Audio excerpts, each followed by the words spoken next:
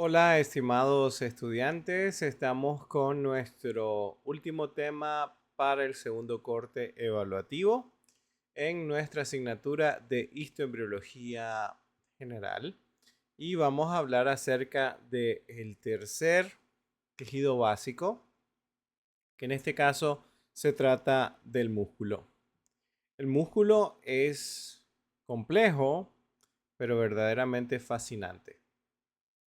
Nosotros podemos iniciar hablando de que el músculo es un tejido especializado que tiene como la propiedad básica la capacidad de contraerse. Cuando nosotros nos referimos a este primer apartado donde hablamos de que el músculo tiene la capacidad de contraerse, imaginémonos una tira que se estira y luego regresa. O sea, básicamente el músculo lo que tiene es la capacidad de poder aumentar su longitud y luego reducirla, en lo que nosotros conocemos como la relajación y la contracción muscular. La función primaria del tejido muscular es mover el cuerpo, la locomoción. Básicamente hay dentro de los tres tipos de músculo, el músculo estriado esquelético tendrá esta función y pues obviamente toda acción muscular requiere del consumo energético. Las fibras del tejido muscular se le conocen como fibras musculares y estas pues van a hacerse o más largas o más cortas según fuera el caso. Entonces aquí básicamente estamos recordando de la función de eh, relajarse y contraerse. Estamos hablando del consumo energético y básicamente la función de locomoción si nos referimos a el músculo estriado esquelético. Cuando nosotros analizamos el comportamiento del músculo, nosotros podemos encontrar, por ejemplo, el músculo liso.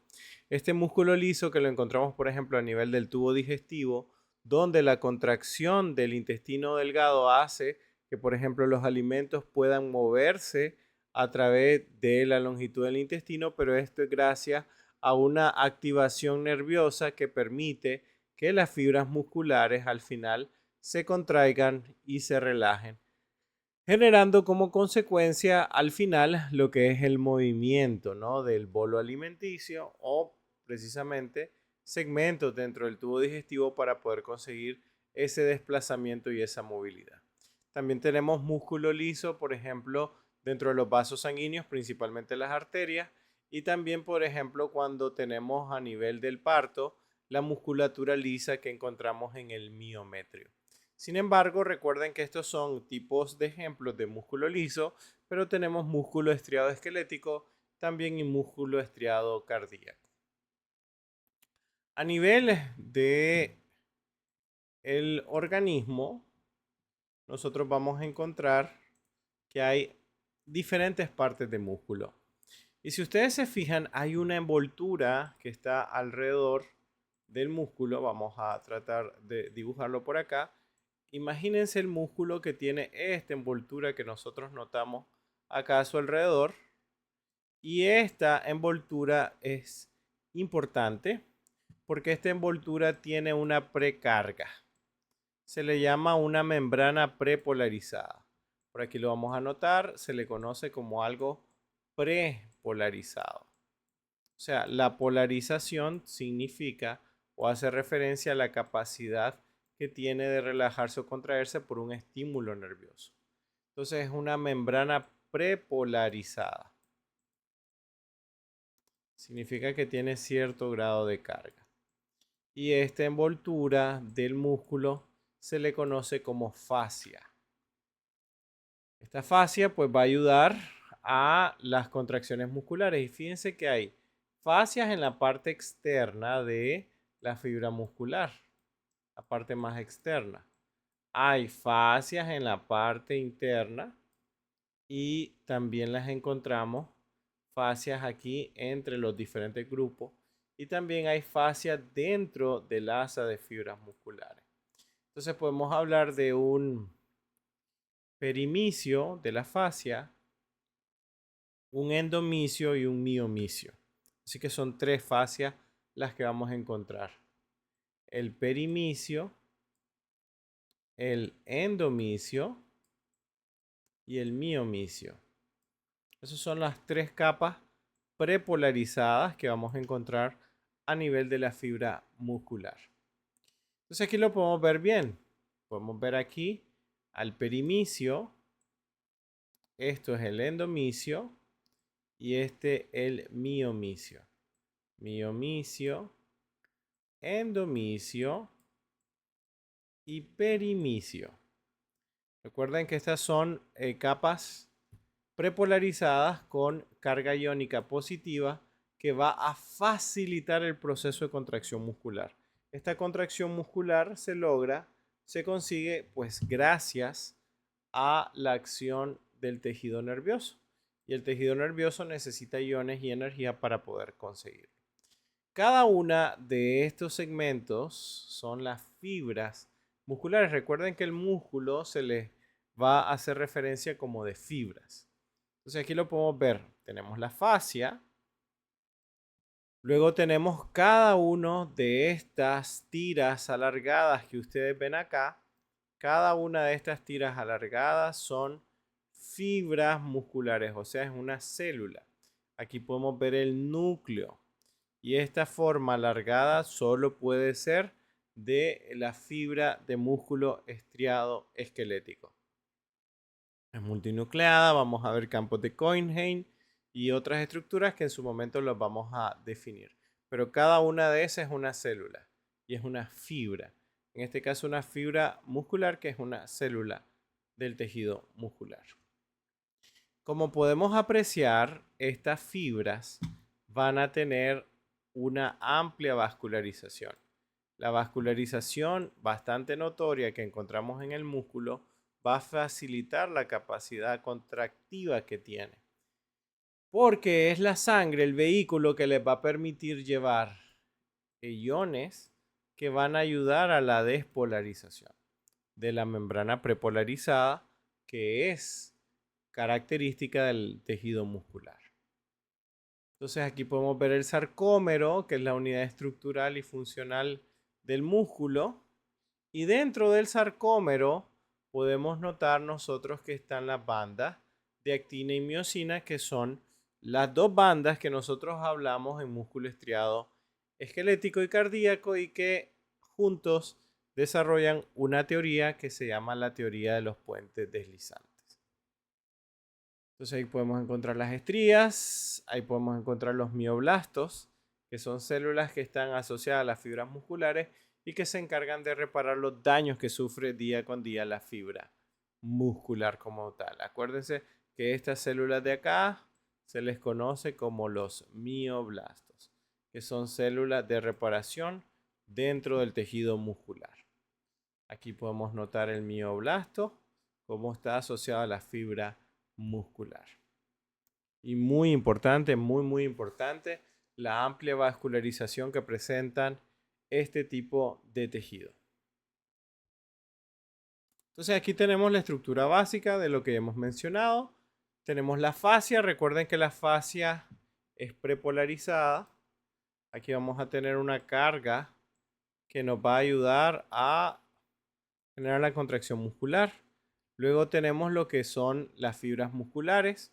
Estas fibras musculares cada una representa a una célula del tejido muscular o de una fibra de tejido estriado esquelético, músculo estriado esquelético.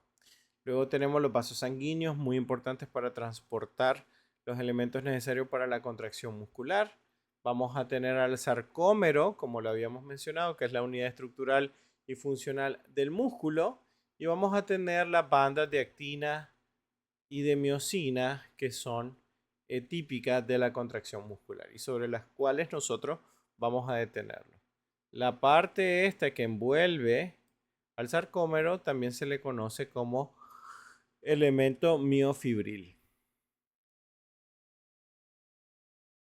Entonces aquí tenemos algunos componentes de las células musculares, como el sarcolema, que esto es la membrana. La membrana de la célula muscular se llama sarcolema, rodea toda la célula y es una membrana periférica polarizada eléctricamente. Fíjense que esto del nivel de polarización es importante porque, como lo vemos más adelante, tiene mucho que ver con la capacidad que va a tener de relajarse o contraerse. El citoplasma se le va a llamar sarcoplasma. Al retículo endoplásmico le vamos a decir retículo sarcoplásmico y a las mitocondrias vamos a llamarle sarcosomas. Estas como unas variantes en cuanto a los nombres o términos de los organelos de las células de las fibras musculares. Entonces vamos a notar acá cómo la fibra muscular está ampliamente inervada y en la inervación se genera la liberación de neurotransmisores. Estos neurotransmisores ayudan en este caso, la acetilcolina, ayuda a que se dé el estímulo para que se pueda transmitir el impulso nervioso y se genere la contracción muscular. Entonces, ¿qué necesitamos en este momento para nosotros describir lo que es la contracción muscular? Hemos dicho algunos aspectos, creo que ya han quedado un poco claros sobre qué aspectos nosotros requerimos para que se dé la contracción muscular. Necesitamos una fibra muscular, lógicamente, necesitamos una buena irrigación sanguínea, necesitamos iones, necesitamos también oxígeno, energía, que todo eso nos ayuda para el proceso de la contracción muscular. Entonces, sobre esa línea, vamos a ir describiendo esto. Por ejemplo, aquí tenemos, coméntenme ahí en los comentarios, valga la redundancia, si saben a qué grupo pertenece cada uno de estos símbolos. El primero, vamos a ver si nos pueden referir de qué banda es el primero o qué artista es, cuál es el segundo y cuál es el tercero. En particular, a mí me gusta mucho el segundo. Tienen muy buenas canciones, han sido bandas sonoras de varios proyectos importantes de una gran compañía cinematográfica a nivel mundial, así que pónganme a ver si la conocen. Pero, ¿qué tiene que ver esto, no? ¿Qué tiene que ver esto con la clase? Este es el símbolo de una banda muy famosa que tiene una canción que se usa mucho en deporte y es básicamente, a ver si la pueden identificar. Les voy a poner un pedacito de la canción y ustedes me van a decir si la logran reconocer. Vamos a ver aquí. Un momentito. La pongamos.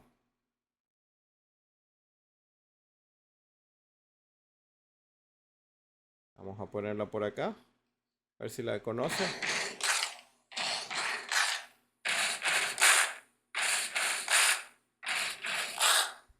No sé si la han reconocido ya. Si ya saben qué canción es. Vamos de vuelta.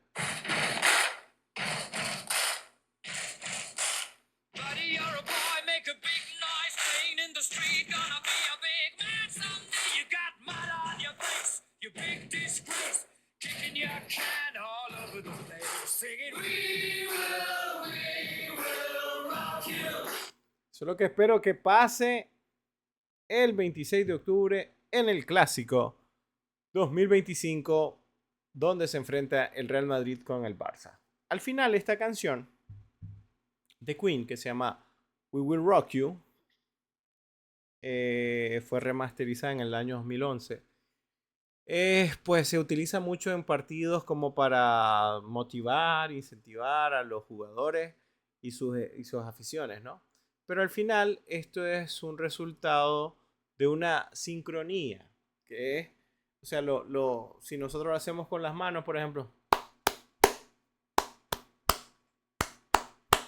eso es una sincronización que en el músculo es muy importante porque cada fibra se tiene que mover al unísono. Nuestro ritmo cardíaco obviamente tiene una frecuencia y un ritmo. Alrededor del corazón hay 50 millones de células que hacen sus mecanismos de contracción y relajación de forma rítmica, sincronizada. Cuando se da un infarto, esto sucede porque alguna de las tres capas cardíacas se detiene y no pueden reiniciar, ¿no? Es como cuando se enredan haciendo una canción y la banda toda esa se comienza a enredar y no se entiende nada, entonces paran y vuelven a empezar. Cuando hay un infarto, pues el corazón se detiene porque se vuelve arrítmico todo esto y a veces puede él regresar al ritmo y otras veces no, pues necesitará atención médica para poder conseguirlo, pero al punto al que voy es que la música tiene ritmo y ese ritmo es típico de la acción del tejido muscular.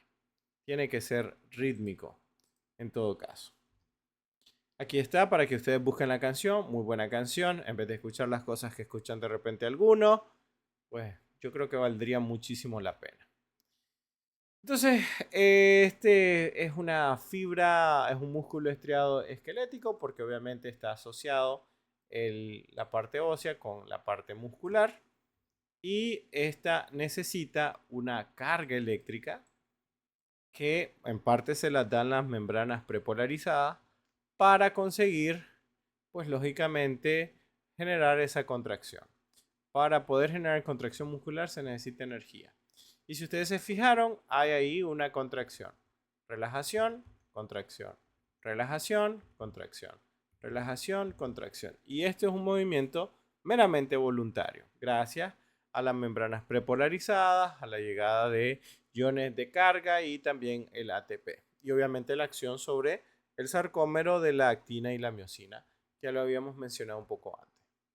Entonces, fíjense, a nivel de las fibras del músculo estriado esquelético, si nosotros nos fijamos detalladamente, nos vamos a encontrar con las bandas de actina y miosina, las cuales, fíjense lo que hacen, se acercan o se alejan. Aquí hay relajación, aquí hay contracción. Relajación, contracción, relajación, contracción, relajación, contracción. O sea, lo que hacen las bandas de actina y miosina es acercarse entre sí o separarse entre sí. Vamos a ver cómo lo hacen. Vamos a ver cómo lo logran. Entonces aquí tenemos los diferentes elementos que participan en lo que es la contracción muscular y aquí tenemos que prestar mucha atención. En el primer paso vamos a ver cuáles son los elementos que tenemos. Tenemos por acá la troponina. Voy a cambiar un poco de color. Vamos a cambiar de color por acá. La troponina, que es un elemento bloqueador de la contracción muscular. Nuestros músculos tienen que tener mecanismos de compensación para detenerse y no contraerse en algún momento porque si no nos detuviéramos, si no se acumulara ácido láctico, si no nos doliera el músculo después de una intensa actividad, nosotros seguiríamos haciendo uso del músculo y este dañado podría generarse un desgarro. Y un desgarro pues es una lesión grave que produce el desprendimiento del músculo, por ejemplo, del hueso. Después tenemos a la tropomiosina, que es este elemento de acá. La tropomiosina permite acercar hasta cierto punto a lo que sería la banda de miosina. Eso permite que se exprese la zona de unión para el otro elemento entre la interacción de la actina y la miosina. Entonces ahí son los sitios de unión de la cabeza de miosina. Entonces aquí tenemos una de las bandas que es la actina y esta es la miosina. Y esta parte de acá es la cabeza de la miosina. Aquí tenemos a la miosina. Entonces miren, esta cabeza para poder acercarse y separarse, primero necesita unirse a la actina para acercarla. Entonces, ¿qué tiene que pasar? Bueno, se tiene que mover la troponina. Para moverse la tropomiosina quita a su elemento bloqueador y luego la cabeza de miosina se une a la actina a través de la liberación de un fosfato y el consumo de energía. Eso ya lo vamos a ver en breve. Ahí tenemos la miosina, entonces, ¿qué es lo que pasa? Vamos a ver aquí. No sé si tengo una animación.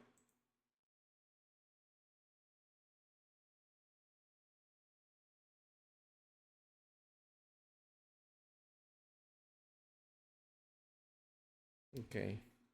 Ahí tenemos el fosfato, tenemos el ATP, energía. Tenemos eso que ven ahí, eso es calcio. Ese es calcio, que es importante la carga iónica para poder lograr la despolarización de la membrana y así generar la contracción muscular. Tenemos que en el primer paso la troponina es activada por las sales de calcio, los iones de calcio. La tropomiosina se mueve, quedan expuestos los sitios de unión para que la cabeza de miosina se una a la actina. Para generar la contracción, fíjense bien ahí, teníamos que tenemos el fosfato y tenemos la energía ahí.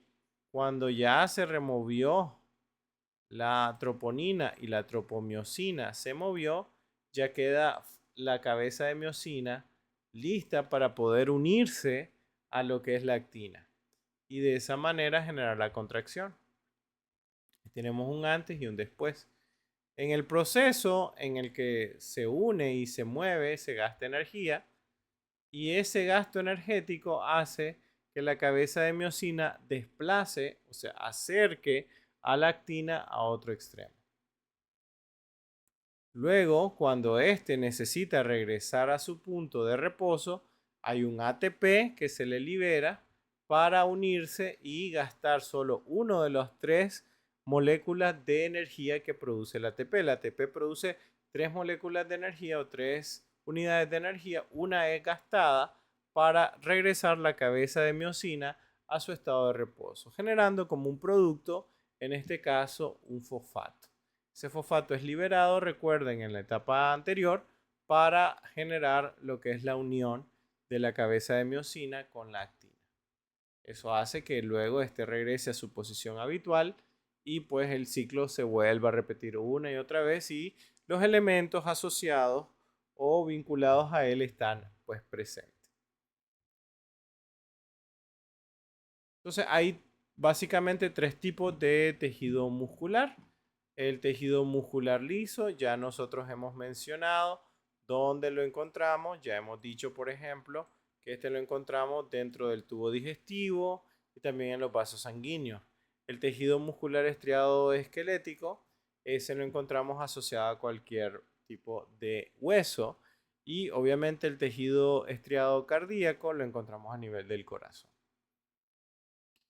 Se encuentran firmemente conectados con el esqueleto, el estriado esquelético, y también ayudan al movimiento y a la capacidad de semicontracción que tiene el tejido con respecto a su función con el hueso.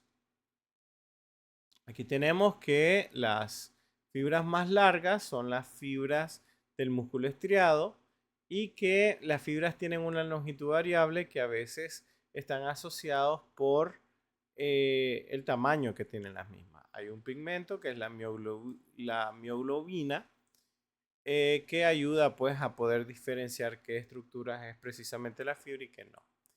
Y aquí tenemos unas bandas de tejido conectivo que es el epimicio, el perimicio y el endomicio.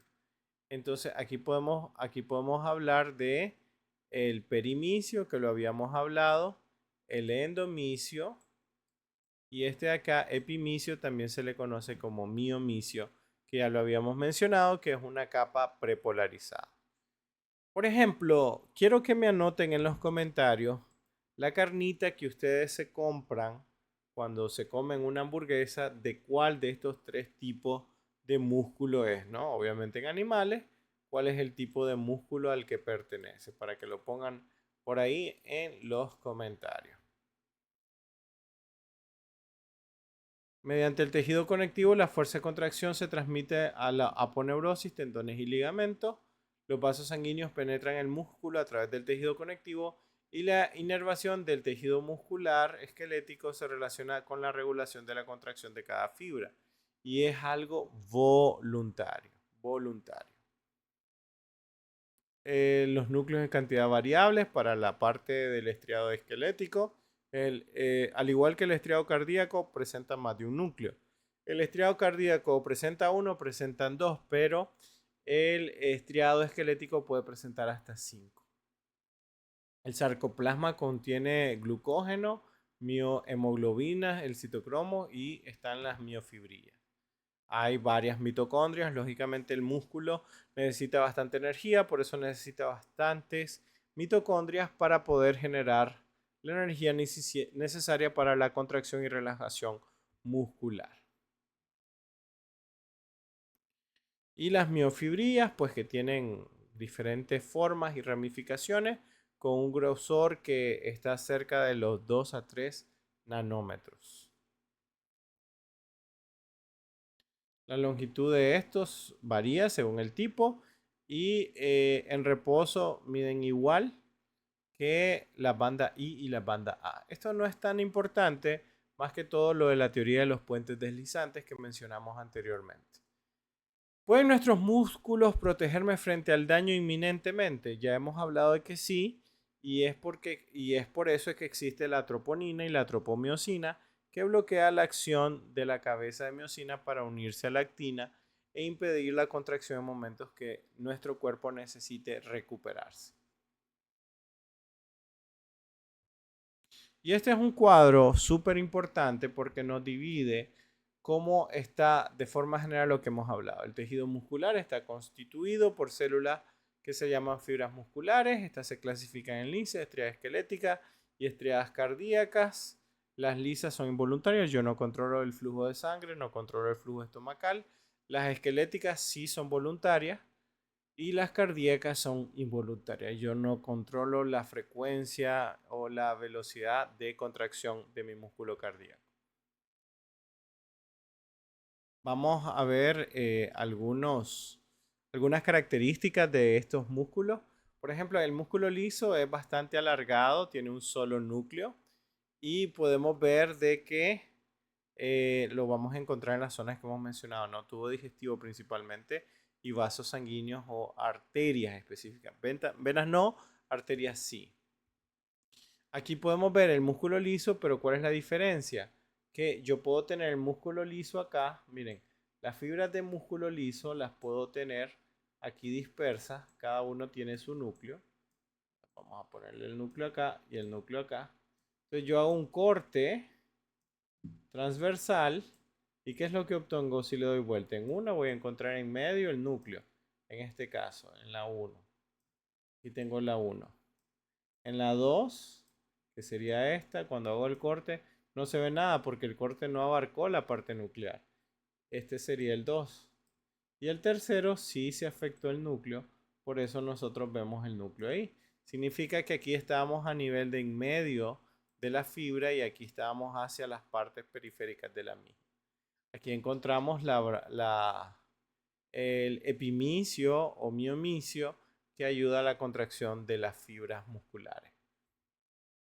El músculo liso, pues como lo podemos ver, a lo largo, si yo hago el corte acá, yo voy a poder notar la presencia del núcleo, pero si hago el corte acá o hago el corte acá en C o en B, pues no voy a ver el núcleo y por lo tanto, pues significa de que era un extremo de la fibra del músculo liso. Aquí podemos ver precisamente donde nosotros notamos el núcleo estaba en el centro y donde no, pues lógicamente estábamos hacia la periferia, pero este es músculo liso. Aquí lo podemos ver mucho mejor en la configuración que tiene. Miren la fibra y tenemos un núcleo alargado, típico de la fibra de músculo liso.